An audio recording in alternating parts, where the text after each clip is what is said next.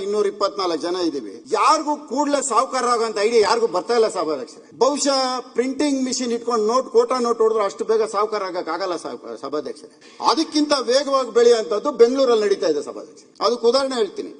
ಒಂದು 160 ಕಿಲೋಮೀಟರ್ ರಾಜಕಾಲುವೆ ಪಕ್ಕದಲ್ಲಿ ಬಫರ್ ಝೋನ್ ಅಲ್ಲಿ ರೋಡ್ ಮಾಡೋದು ನಡೀತಾ ಇದೆ.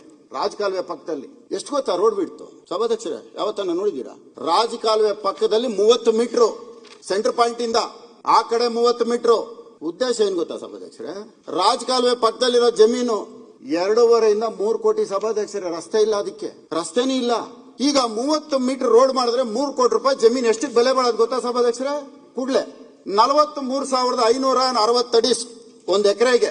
43,560 ಅಡಿ ಇಂಟು 3 1,30,680 ಅಡಿ ಆಗತ್ತೆ. ಪ್ರೀಮಿಯಂ ಎಫ್ಐಆರ್ ಬೇರೆ ತಂದಿದೆ ಸರ್ಕಾರ. ಏನೋ ಅದು ನ್ಯಾಯಾಲಯದಲ್ಲಿ ತಡೆಯಾಜ್ಞೆ ಇದೆ ಅಂತ ಹೇಳ್ತಾ ಇದ್ದಾರೆ. Premium FIR 40%. ಆ 40% ಪ್ಲಸ್ ಟಿಡಿಆರ್ 20%. 40% ಎಷ್ಟಾಗತ್ತೆ ಅಂದ್ರೆ 1,82,952 ಸ್ಕ್ವೇರ್ ಫೀಟ್ ಆಗತ್ತೆ. 40% ಆಡ್ ಮಾಡಿದ್ರೆ ಆ 40% ಟಿಡಿಆರ್ 20% ಆಡ್ ಮಾಡಿದ್ರೆ 2,19,542 ಸ್ಕ್ವೇರ್ ಫೀಟ್ ಆಗತ್ತೆ. 1 ಎಕರೆ ಲ್ಯಾಂಡ್ ರಾಜಕಾಲುವೆ ಪಕ್ಕದಲ್ಲಿರೋದಕ್ಕೆ ಪ್ಲಾನ್ ಸ್ಯಾಂಕ್ಷನ್ ಆಗತ್ತೆ. 30 ಮೀಟರ್ ರೋಡ್ ತೋರಿಸಿದ್ರೆ ಈಗ ಪ್ಲಾನ್ ಸ್ಯಾಂಕ್ಷನ್ ಆಗೋಯ್ತು. ಅಲ್ಲಿ ಬರ್ತಾರೆ ಬಿಲ್ಡರ್ಗಳು. ಬಿಲ್ಡರ್ ಅಲ್ಲೇ ಕ್ಯೂ ಅಲ್ಲಿ ನಿಂತಿದ್ದಾರೆ ರಾಜಕಾಲುವೆ ಪಕ್ಕದಲ್ಲಿ ಜಮೀನು ತಗೊಳಕ್ಕೆ. ಇದಕ್ಕೆ ಇವಾಗ ವ್ಯಾಲ್ಯೂ ಫಿಕ್ಸ್ ಮಾಡೋಣ ಸಭಾಧ್ಯಕ್ಷರೇ. 1 ಎಕರೆ ಇವತ್ತು 1 ಸ್ಕ್ವೇರ್ ಫೀಟ್ ಅಪಾರ್ಟ್ಮೆಂಟ್ಸ್ ಬೆಂಗಳೂರಲ್ಲಿ ಎಲ್ಲೇ ಹೋದ್ರು ಸಹ 15,000 ರೂಪಾಯಿ ಬೆಲೆ ಬಾಳುತ್ತೆ. ತಗೊಂತಾರೆ.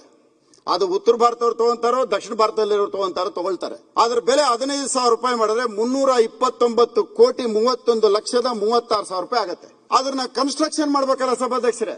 ಅದಕ್ಕೆ ಬಂದ್ಬಿಟ್ಟು ಸುಮಾರು 65,86,26,000 ಆಗುತ್ತೆ. 3 ಕೋಟಿ ಬೆಲೆ ಬಾಳುವಂತ ಜಮೀನಲ್ಲಿ ಲಾಭ ಎಷ್ಟು ಗೊತ್ತಾ ಸಭಾಧ್ಯಕ್ಷರೇ? 263 ಕೋಟಿ. ರಾಜಕಾಲುವೆ ಪಕ್ಕದಲ್ಲಿರೋ 1 ಎಕರೆ ಜಾಗಕ್ಕೆ ಬೆಲೆ. ಇದನ್ನ ಯಾರಾದ್ರೂ ಗಮನಿಸ್ತಾ ಇದಾರ ಸಭಾಧ್ಯಕ್ಷರೇ? ಎಷ್ಟು ಜನಕ್ಕೆ ಗೊತ್ತಾಗ್ತಾ ಇದೆ ಇದು? ಯಾರಾದ್ರೂ ಒಂದಿನ ಯೋಚನೆ ಮಾಡಿದಾರ? ಇದ್ರ ಜೊತೆಯಲ್ಲಿ 263 ಕೋಟಿ ಇದು. ಈಗ ರಾಜಕಾಲುವೆಗಳಿಗೆ ನಾವು ದುಡ್ಡು ಕೊಡ್ಬೇಕಲ್ಲ ಸಭಾಧ್ಯಕ್ಷರೇ. ತಡೆಗೋಡೆ ಕಟ್ಟಬೇಕಲ್ಲ. ಆ ದುಡ್ಡು ಎಲ್ಲಿಂದ ತರೋದು? ಅದಕ್ಕೂ ದುಡ್ಡು ಬೇಕಲ್ಲ. ಈಗ ತಡೆಗೋಡೆ ಕಟ್ಟಬೇಕಲ್ಲ. ಒಂದು ದೊಡ್ಡ ಕಾಂಕ್ರೀಟ್ ವಾಲ್ ಮಾಡಿ 30 ಮೀಟರ್ ರೋಡ್ ಮಾಡಿ FIR 3 FIR ಅಚೀವ್ ಮಾಡಬೇಕು. ಇದೆಲ್ಲ ಮಾಡಬೇಕು ಅಂದ್ರೆ ರಾಜಕಾಲುವೆಗೆ ದುಡ್ಡು ಬೇಕಲ್ಲ. ಅದಕ್ಕೆ ಎಲ್ಲೋಗ್ಬೇಕು ನಾವು? ವರ್ಲ್ಡ್ ಬ್ಯಾಂಕ್ ಲೋನ್ಗೆ ಹೋಗ್ಬೇಕು. 963 ಮೀಟರ್ ಮೇಲಿದೀವಿ ನಾವು ಸಮುದ್ರದ ಮಟ್ಟಕ್ಕೆ. ಇತಿಹಾಸದಲ್ಲಿ ಚರಿತ್ರೆಯಲ್ಲಿ ಯಾವ್ದು ಚಂಡಮಾರುತ ಬಂದಿಲ್ಲ, ಏನು ಮುಳುಗಲಿಲ್ಲ ಬೆಂಗಳೂರು. ಇವತ್ತವರೆಗೂ ಮುಳುಗಿಲ್ಲ ಬೆಂಗಳೂರು. ಇದಕ್ಕೆ ಲೋನ್ 2,000 ಕೋಟಿ ವರ್ಲ್ಡ್ ಬ್ಯಾಂಕ್ ಅಲ್ಲಿ ಲೋನ್ ತರ್ತಾರೆ. ಲೋನ್ ತರೋದು ಎಲ್ಲಿಗೆ ಗೊತ್ತಾ ಸಭಾಧ್ಯಕ್ಷರೇ?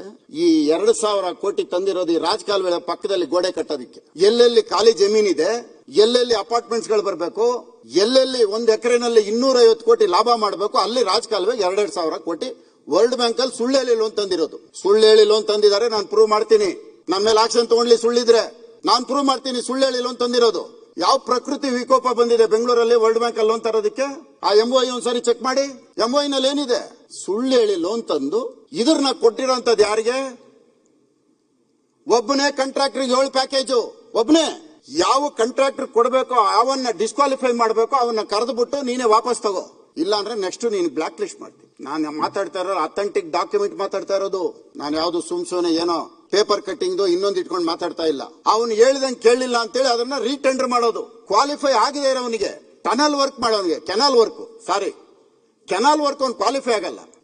KPPT ಆಗ್ತಿವ, KTTP ಇಲ್ಲ, KPP ನಲ್ಲಿ ಸೇಮ್ ನೇಚರ್ ಆಫ್ ವರ್ಕ್ ಮಾಡಿರೋಂತವನು ಎಲಿಜಿಬಲ್ ಆಗ್ತಾನೆ ಅಂತಂದ್ರೆ ಅವನಿಗೋಸ್ಕರ ಮತ್ತೆ ಕಂಡೀಷನ್ ಚೇಂಜ್ ಮಾಡೋದು ಮಾಡಿದ್ದಾರೆ, ಕೊಟ್ಟಿದ್ದಾರೆ. ಹೇಳ್ದಂಗೆ ಕೇಳಲಿಲ್ಲ ಅಂತೇಳಿ ರೀಟೆಂಡರ್ ಮಾಡಿದ್ದಾರೆ. ಇದಕ್ಕೆ ಯಾವುದಕ್ಕೂ ಭ್ರಷ್ಟಾಚಾರ ನಡೆದಿಲ್ಲ. ಅವಲೇ ಸತೀಶ್ ರೆಡ್ಡಿ ಹೇಳಿದಕ್ಕೆ ಒಂದು ಮಾತು ಹೇಳಿದ್ರಿ. ಇವೆಲ್ಲ ಭ್ರಷ್ಟಾಚಾರ ನಡೀದೆ, ಪ್ರಾಮಾಣಿಕವಾಗಿ ನಡೀತಾ ಇರುವಂತದ್ದು. 7 ಟೆಂಡರ್ ಒಬ್ಬರೇ ಹಾಕೋದು. ಒಬ್ಬನಿಗೆ ಅವನಿಲ್ಲಿ, ಇವನಲ್ಲಿ, ಇವನಿಲ್ಲಿ. ಇದು ನಡೀತಾ ಇರುವಂತದ್ದು.